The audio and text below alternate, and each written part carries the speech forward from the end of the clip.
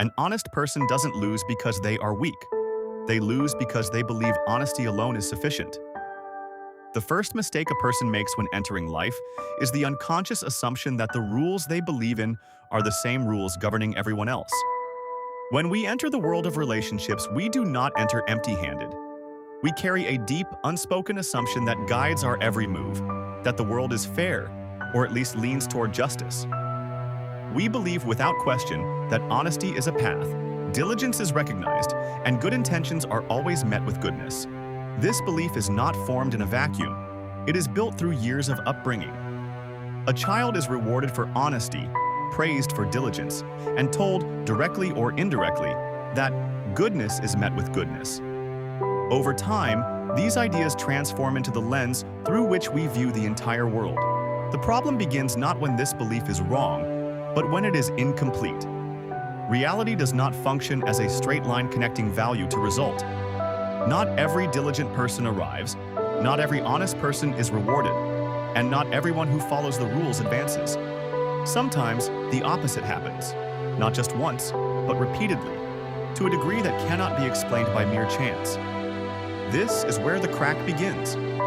It isn't because the person witnessed injustice, but because they saw that injustice can persist without being corrected. Initially, we resist this feeling. We dismiss it as an exception, a temporary flaw, or a misunderstanding. We cling to our old image of the world, not out of stubbornness, but because letting go of it is painful. But with repetition, it becomes impossible to ignore. We reach a silent, decisive moment. The problem isn't a single situation. It's the idea itself. We realize life does not move according to what should happen, but according to what actually happens. This does not mean values are meaningless or that justice is non-existent. It means the relationship between them is not as direct as we once thought. It means that merit alone is insufficient, and that effort, no matter how sincere, may not lead us to the place we consider our natural due. At this point, understanding is not destroyed, it is rebuilt. We begin to see the world differently. We see the hard-working person overlooked, while the one who masters appearances moves ahead. In the beginning, it seems like an unfair anomaly. But with repetition, doubt sets in, not just in others, but in the rule itself.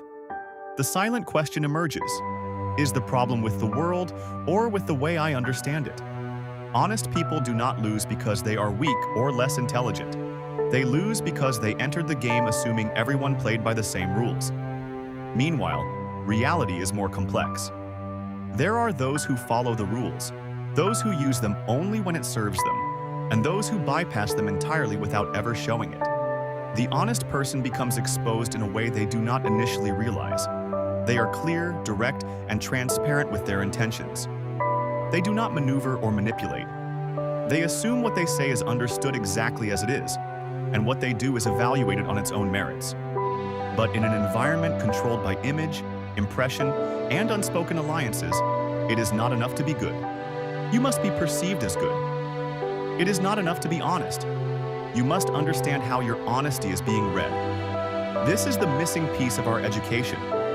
Because honesty, when it enters a world not managed by honesty alone, requires a level of consciousness to protect it. It requires an understanding of context, the movements of others, what is being said, and what is left unsaid. It requires seeing what is visible and what is operating in the background. The person who fails to see this layer continues to act with pure intentions in a world not always managed by intent. Eventually, they find themselves trapped in the same cycle, giving without appreciation, committing without reward, and being exploited for their clarity. This is the real problem. It isn't honesty itself, it's treating honesty as an all-sufficient tool. When honesty is not supported by awareness, it can transform from a strength into a vulnerability. This is a truth rarely spoken. You do not need to abandon your honesty to live, but you must understand the world in which you place that honesty. You must know that value alone does not protect you, intention alone is not enough, and effort does not always translate into results. The most important truth is that the problem was never honesty. It was bringing honesty into a world that does not move by honesty alone. From this moment on, honesty ceases to be a form of innocence and becomes a responsibility.